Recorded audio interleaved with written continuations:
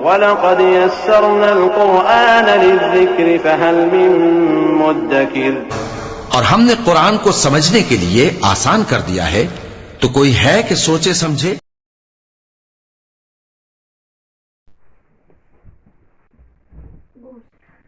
السلام علیکم ورحمۃ اللہ وبرکاتہ۔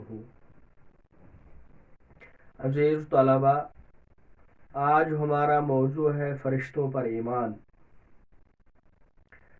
اللہ پر ایمان لانے کے ساتھ ساتھ ہمیں فرشتوں پر بھی ایمان لانا ہوتا ہے۔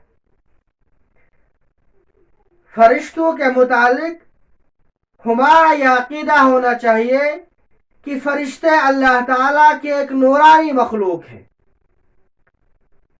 اسی وجہ سے وہ ہمیں دکھائی نہیں دیتے، وہ ہماری نظروں سے غائب اور اوجھل رہتے ہیں۔ اور فرشتے انسانوں اور جنات کی طرح اللہ تعالیٰ کی نافرمانی نہیں کرتے، بلکہ نافرمانی کا مادہ ہی ان کے اندر اللہ تعالیٰ نے نہیں رکھا ہے۔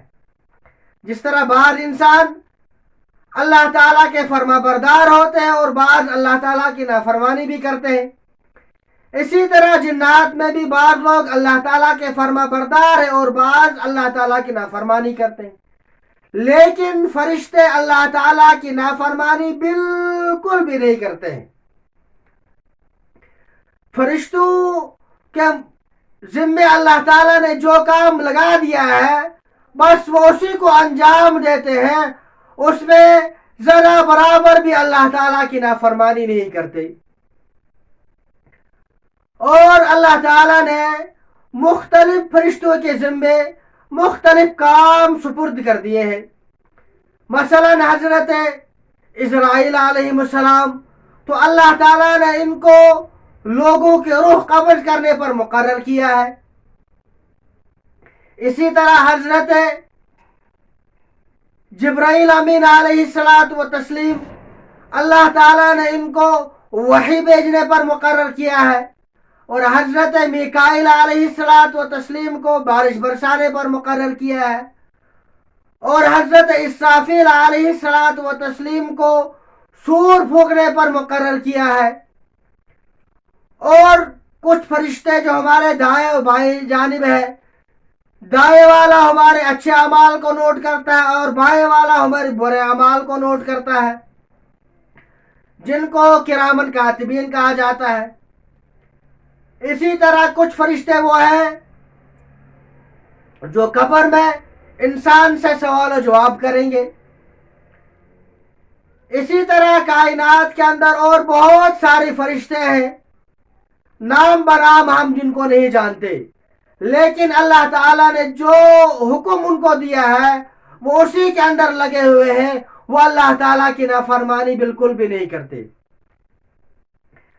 ہمیں فرشتوں کے متعلق خاص طور پر یہ عقیدہ رکھنا چاہیے کہ اللہ تعالیٰ نے جو کام ان کے ذمے لگا دیا ہے وہ اس کے مالک نہیں ہے، وہ ان کے اپنے اختیار میں نہیں ہے، بلکہ اس کام کو اللہ تعالیٰ کے حکم اور آرڈر کی وجہ سے اس کو انجام دیتے ہیں۔